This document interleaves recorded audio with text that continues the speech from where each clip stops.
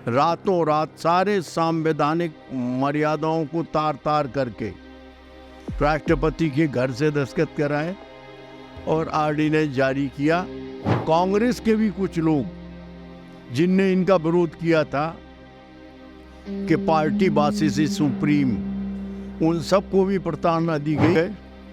जो भी पत्रकार अखबार वाले ने कोशिश की उसको जेल में ठूंसा गया और जॉर्ज फर्नांडिस ने इसको आज़ादी की दूसरी लड़ाई कहा। विशेषकर संघ ने उत्तर प्रदेश के हमारे जय गुरुदेव संस्थान ने, उनके बहुत बड़े फॉलोवर्स थे और वो भी बंद थे, आनंद मार्गी बंद थे, सारे सर्वोदयी बंद थे, संघ के लोग बहुतायत बंद थे। इन सब ने आंदोलन चलाने का निर्णय लिया।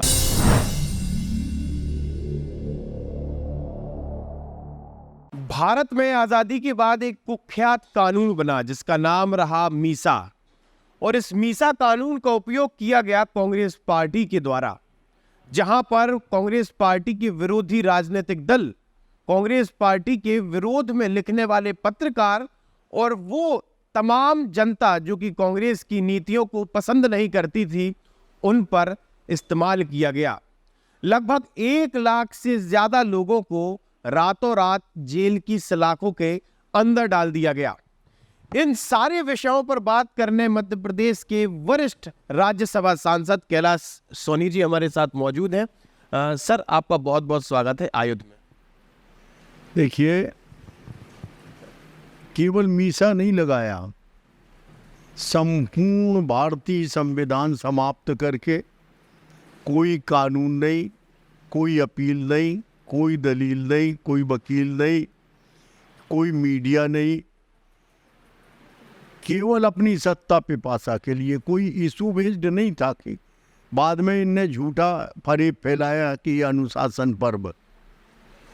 एक्चुअल आप सबको मालूम है कि इलाहाबाद हाई कोर्ट के फैसले से श्रीमती इंदिरा गांधी का चुनाव रद्द हो गया। पार्टी के लोगों ने भी कहा कि हम निर्णय करेंगे नेताओं का। तो इस सब से निपटने के लिए रातों रात सारे संवैधानिक मर्यादाओं को तार तार करके राष्ट्रपति के घर से दस्तखत कराए और ऑर्डिनेंस जारी किया।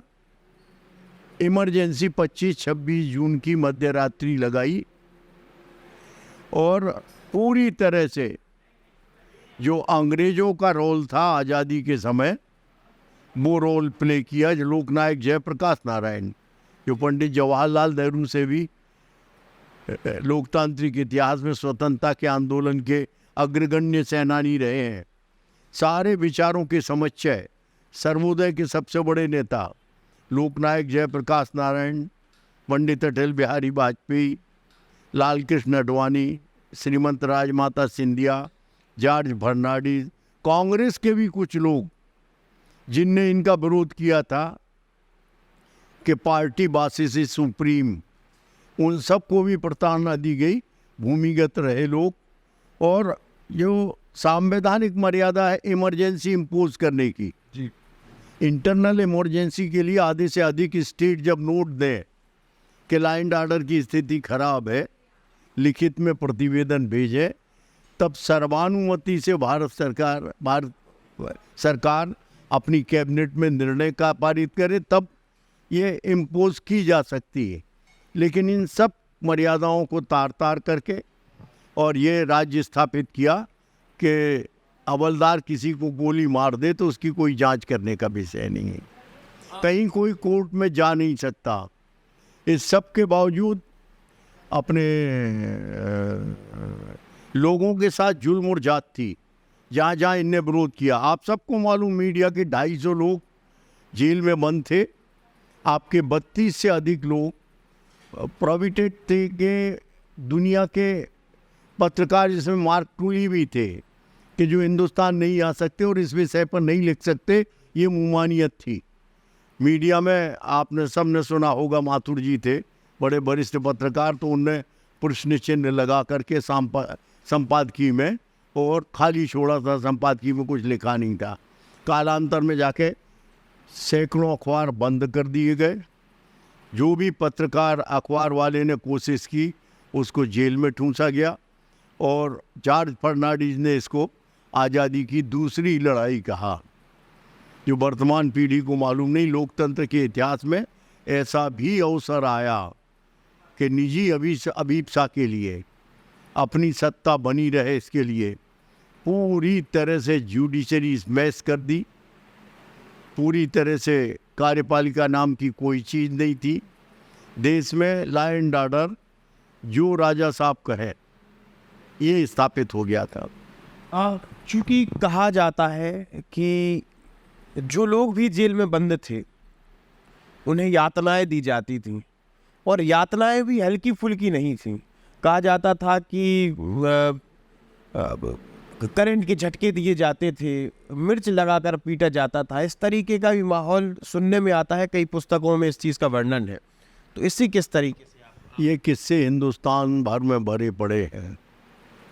ये 151 लाखों की तादाद में मीसा और DIR में 1,10,000 के लगभग लोग जो रिकॉर्ड में अंकित हैं, और 151 में महीनों 50 लाख लोग ये 151 में बंद रहे। एक कालखंड के बाद फिर सारी लोकतांत्रिक ताकतों ने, विशेषकर संघ ने, उत्तर प्रदेश के हमारे जय गुरुदेव संस्थान ने, उनके बहुत बड़े फॉलोवर्स थे और वो भी बंद थे, आनंद मार्गी बंद थे, सारे सर्वोदयी बंद थे, संघ के लोग बहुतायत बंद थे। इन सब ने आंदोलन चलाने का निर्णय लिया और लोकतांत्रिक तरीके से पिकेटिंग की। उन लोगों के साथ इतने बर्बर अत्याचार हुए हैं। नाखून निकालने की घटना उत्तर प्रदेश की, आपके मध्य प्रदेश में, बिहार में सर्वाधिक जुल्म जाती हुई गोलियों से लोग आंदोलन के समय मारे गए। इसके अलावा जेल के ले जाते समय उनके साथ बहुत अमानवीय व्यवहार हुए। जेल के भीतर दवाइयाँ नहीं थी, जेल के भीतर डंडा बेड़ियाँ डालना आम बात थी, जेल के भीतर लाठीचार्ज करना आम बात थी। और इस सब के अलावा दवाइयों के अभाव में, ऐसे रिकॉर्ड में जो समय समय पे सबने छापा भी है, ऐसे 100 से अधिक लोग असमय काल कवलित हुए। और गिरफ्तारी के लिए उनके घर में जाकर के जिस तरह की जुल्म जाती उनके साथ किए, उनके रोजगार, लगातार 21 माह, हम तो 21 माह बंद रहे। और अब सारे किस्से हम तो पूरे देश भर में ये आपातकाल के सारे मीसाबंदियों का संगठन चलाते हैं। लोकतंत्र सेनानी संघ, उसकी हमारी 16 प्रांतों में यूनिट है विधिवत गठित। और अब तो आप जब बात कर रहे हैं, हमारे 70% साथी उस समय जो 20-21 के हुआ करते थे, आज उनके दांत गिर गए सबके। बहुतायत पुरानी पीढ़ी जा चुकी है। 60 से 70% लोग असमय अपने अवस्था के कारण समाप्त हो गए हैं। ये अद्भुत ऐसा इतिहास, ये कोविड से भी ज़बरदस्त इतिहास था जो आने वाली पीढ़ियों को जानना चाहिए। कि इसके लिए जानना चाहिए कि लोकतंत्र में निजी अभिप्सा, उसके बाद काफ़ी वेरियर्स लगाए गए, लेकिन इस पीढ़ी ने लोकशाही को देश में पुनर्स्थापित किया। ये इमरजेंसी के सफर सब सारे लोग हैं। और अभी इसके लिए 12-13 प्रांतों में सम्मान निधि, उनको स्वागत सत्कार जैसे फ्रीडम फाइटर्स का है, ऐसा किया है। लेकिन आज भी दुर्भाग्य है कि कांग्रेस की मनोवृत्ति बदली नहीं। लोकतांत्रिक संस्थाओं के प्रति भी उनका वही विचार है। अभी आपको मालूम हो, कपिल सिब्बल ने जुडिशरी के प्रति अभी महाभियोग प्रस्तुत किया था, बाद में वापस लिया। आपको बता दें कि उस समय जब श्रीमती गांधी का फैसला आया, उसको जस्टिफाई करने के लिए सुप्रीम कोर्ट के 3 जजेज को सुपरसीड करके अपनी मर्जी का जज बनाया गया। कानूनों में, भ्रष्टाचार के कानूनों में रिस्ट्रॉस्पेक्टिव, पुरानी तारीख से कानूनों में संशोधन करके और अपने चुनाव को वैध कराया गया। ये भी देश में हुआ है। वो लोग लोकतंत्र की बात करते हैं, किस तरह का नंगा नाच पूरा इमरजेंसी में हुआ है, ये समझने की आवश्यकता है। और इन लोगों को समझने की आवश्यकता है कि कैसे कैसे संघर्ष अंतर्राष्ट्रीय स्तर पे भी इस अमानवीयता के खिलाफ सुब्रमण्यम स्वामी जैसे लोग, और इसके अलावा अपने अन्य जो और डेमोक्रेटिक लोग थे, PN लेखी जैसे, वो तो अंदर थे जेल में। बहुत से कुछ एडवोकेट्स हैं जिनने अंतर्राष्ट्रीय स्तर पे और राष्ट्रीय स्तर पे भी भूमिगत रह करके बहुत ताकत से आंदोलन को फिर से पैदा किया।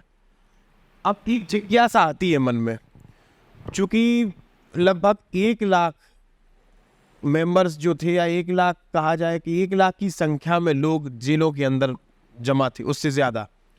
आपने लगभग 21 महीने जेल के अंदर बिताए हैं, तो ऐसे कौन कौन से राजनेता थे, कौन कौन से राजनेताओं से कुछ सीखने मिला, या किन के साथ आपका रहना हुआ? एक कोई किस्सा हो जो आप बताना चाहें। हमारा तो वैसे हम उपजेल नरसिंहपुर में रहे। उपजेल नरसिंहपुर में भी यहाँ से भी हमें बंद किया तो हमें करेली थाने नहीं ले जाया गया, हमें नरसिंहपुर थाने और सीधे लाइन में। लाइन ऑर्डर की स्थिति खराब हो सकती है। 5 कॉलेज हमारे पास थे। लोकनायक जयप्रकाश नारायण का जो संपूर्ण क्रांति का आंदोलन था, उसमें हम छात्र युवा संघर्ष वाहिनी के मध्य प्रदेश के सह संयोजक थे, तो इसलिए हमें वहाँ ले जाया गया। पहले हमें नरसिंहपुर रखा गया। वहाँ भी उन्हें ऐसी रिपोर्ट मिली कि कोई आंदोलन हो सकते हैं, जेल के लेवल तक भी लोग पहुँच सकते हैं, तो हमें फिर यहाँ से जबलपुर सेंटर जेल शिफ्ट किया। यहाँ हमारे छोटे भाइयों के साथ बुरी तरह से लाठीचार्ज हुआ और उन्हें 7-7 दिन तक सेल में, एक सिंगल कमरा होता है जिसमें एक खिड़की और केवल एक लपेटने का कपड़ा छोटा, जिससे कि कोई फांसी न लगा ले, इस ढंग से रचना होती है। वही लैट्रिन बाथरूम कर लो, ये सेल होता है। और फिर डंडा बेड़ी डाला गया। हमारे ज़िले के हरिशंकर राय वगैरह, ये लेखचंद कोचर करेली के विजय, हमारे छोटे भाई, ऐसे सारे लोगों के साथ बहुत मारपीट की। उन्हें अस्पतालों में भी भर्ती रखा गया। फिर हम लोग गए Jabalpur centre jail. Jabalpur centre jail में एक चंद्रमणि त्रिपाठी बड़े नेता हुआ करते थे अपने रीवा के, तो सामने से आके देखा, हम पहले से परिचित थे, तो गले में वो अपने लोहे का गोला डाले और हाथ में बेड़ियाँ पकड़े। उनके साथी 2, उनको आते देखा तो हम तो पहले पहचान नहीं पाए, इतनी दाढ़ी बड़ी थी। तो उनने सब बताया कि किस तरह का यहाँ जबलपुर सेंट्रल जेल में हुआ। और हम लोग सेल में है, अस्पताल गए थे।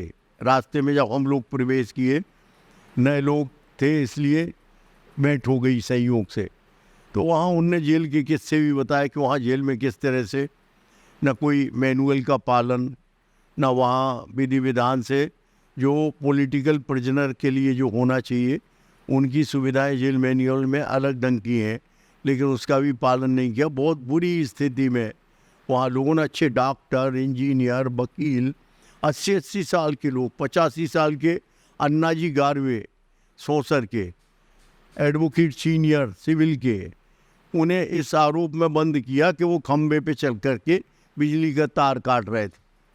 लेकिन अब कोई कोर्ट नहीं, कोई सुनवाई नहीं। ऐसे अनेकों लोग, कुछ लोग तो जेल में मर गए और कुछ लोग यातना के कारण उनके परिवार के लोगों ने बहुत बुरी तरह से भुगता। एक से एक लोग अपने जबलपुर की जयश्री बनर्जी, उनके परिवार के 5 लोग थे। उनके देवर विभास बनर्जी, उनके पतिदेव सुभाष बनर्जी, खुद जयश्री बनर्जी, उनके 2 नाती, वो भी, इस तरह से 5-5 लोग। हमारे यहाँ 6 सगे भाइयों की जोड़ी बंद थी नरसिंहपुर ज़िले में। 72 लोग बंद हुए थे उस समय। बाकी के जेल के भीतर भी बहुत रो अत्याचार सबके साथ हुए। जेल के बाहर भी जो परिवारजन थे, उनसे ये फ़ोटो निकाल लो ना, तुम भी बंद हो जाओगे, डराते थे लोग उनको। उनके धंधे व्यवसाय ख़त्म हो गए। कुछ लोग मानसिक रूप से पागल हो गए कि हमें बंद क्यों कर दिया, हमने कोई अपराध नहीं किया, हमने किसी का कुछ छीना नहीं, और हमें क्यों बंद कर दिया। उस समय हमारे साथ ब्रजलाल वर्मा जी थे, जो बाद में जाके केंद्रीय मंत्री हुए। हमारे साथ अपने पुरुषोत्तम कौशिक थे, जो समाजवादी पार्टी के बड़े नेता थे, आपके सरदार SC आंग्रे, ये आंग्रे साहब भी ग्वालियर स्टेट का सब काम देखते थे। ये वो खानदान है कि जिनने 12वीं सदी में अपना बारूदी जहाजी बेड़ा बनाया। उस खानदान से संपर्क रखने वाले, और राजमाता साहब के OSD थे, वही चलाते थे सब, वो हमारे साथ थे।